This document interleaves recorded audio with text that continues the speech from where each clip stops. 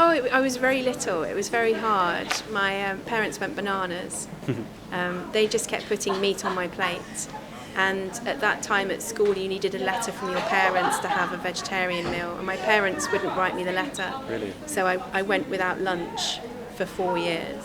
Wow, hunger strike. Yeah, As a little kid. I would not eat it. Excuse me. What do you think of this question? I'm asking people if they can justify animal abuse, if it gives them pleasure. No, not at all. No? I agree. Yeah. Do you think there's any kinds of pleasure that we could get that would justify abusing an animal? No, never. Yeah? Cool. And the main one I'm asking people, because they usually justify animal abuse by the taste pleasure they get. So I'm asking, because it's been proven you don't need to consume any animal products to live healthily, do you think the taste pleasure we get is more important than the life of the animal? No, I don't. I stopped eating meat in the 80s. I think the thing I struggle with is because I still eat dairy products, I realise that has an impact on particularly male animals. I think I don't not support people's, I suppose, evolutionary eating of meat. I think where I have always struggled as a very small child is in modern farming methods and how divorced people are from the responsibility of the care of the animal. So I think that is what offends me the most, is the inhumanity and that divorced nature of people from what they're consuming and what that animal has experienced. I also think in terms of what people are consuming, it doesn't make sense because they have no regard to what that animal contains or what it's been through. You wouldn't eat a knackered carrot that had been damaged. You could see that, but... I'll ask you a question. Yeah. You think that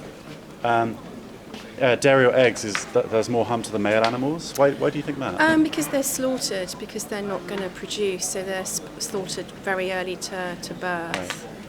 Right. Would you say it harms the female animals as well, because they're the ones that get artificially inseminated and their milk taken out? Yeah, I think it depends on how they're cared for. I think there are big differences in terms of how animals are cared for.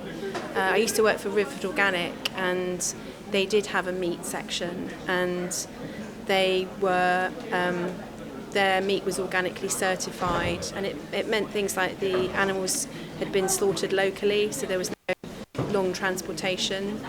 It still didn't make me want to eat the meat, but I thought that was much better than very conventional intensive farming methods. Okay. Or even those local slaughterhouses will have the same practices because they're standard practices, so the gassing or the bolt gunning of the animals. Yeah. And did you know that when you're paying for dairy or eggs, even if you're not contributing to the meat, you're still kind of contributing to that industry, which is then slaughtering the animal and exploiting them? Yeah. Have you thought about cutting out dairy and eggs as well and going vegan? I have. I do eat more vegan food now.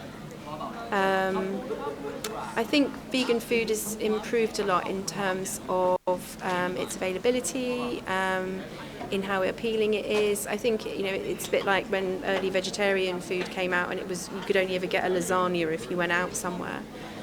So that's really good. I think that encourages people who, even if they're going to continue to eat meat, to eat a lot less meat, which I really like. And I think I know I do have friends who have lots of different dietary preferences and ethical beliefs, and I think there is a downward trend in the amount of meat that a lot of people are consuming, which is really nice. I have considered it. I think personally I would find it hard to eliminate dairy and eggs completely, but vegan food is much more appealing than it used to be. I think in terms of just how good it is, and also arguments for eating dairy and eggs. I just say on that, I think there's an important distinction between plant-based and vegan, because food is plant-based, but veganism is the philosophy about minimizing harm to animals. Yeah. So you can kind of eat more plant-based food, but going vegan is kind of it's an ethical stance of leather down in coats and things. Any kind of abuse to animals. And you mentioned you feel like it might be more difficult to cut out dairy eggs, but like when you cut out meat, how did you do that? Because I think it's very similar to cutting out dairy eggs, is kind of making those replacements. Oh, I was very little. It was very hard. My parents went bananas. They just kept putting meat on my plate. And at that time at school, you needed a letter from your parents to have a vegetarian meal. And my parents wouldn't write me the letter. Really? So I went without lunch for 4 years. Wow, hunger strike. Yeah, as a little kid. I would not eat it. And it was a point of conflict at every mealtime for years. I can imagine, yeah. Yeah, it was a different time as well, and they were a den of carnivores, and I think they were annoyed and worried, but yeah. But so you took such drastic action then. Yeah. Do you feel like, I mean, obviously now you've got way more autonomy to cook and buy things which you want. Yeah. It might be easier now because, as you recognise, like there is that harm happening to dairy cows and eggs, or chickens. So, do you feel like you should take the same stance with dairy and eggs because there is that abuse still happening? That you feel such a opposition to meat, but because of the harm? Yeah. Do you think you'd feel that same opposition to dairy and eggs because it's the same, slightly different harm, but ultimately animals still get slaughtered, they still get abused? Yeah, no, you're right, I do, and a lot of people have asked me that question over the years.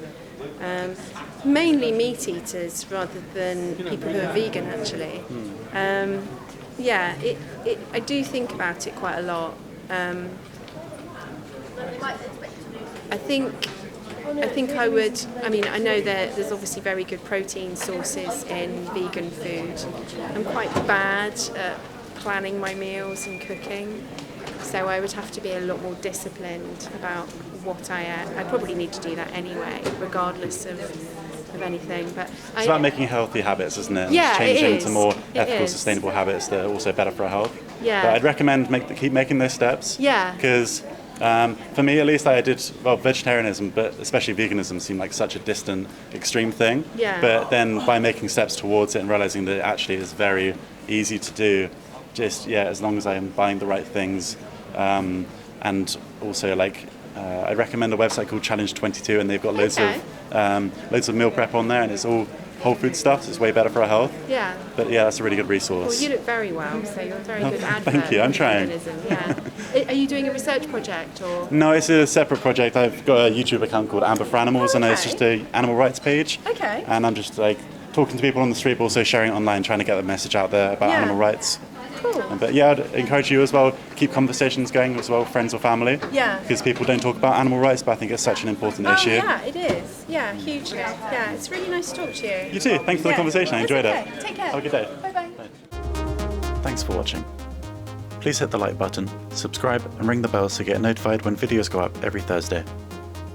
If you want to watch another conversation, here are a couple of options. And if you want to support my activism, there's a link in my profile to a page where you can buy me a coffee and donate money to an animal sanctuary. Thanks. Amber.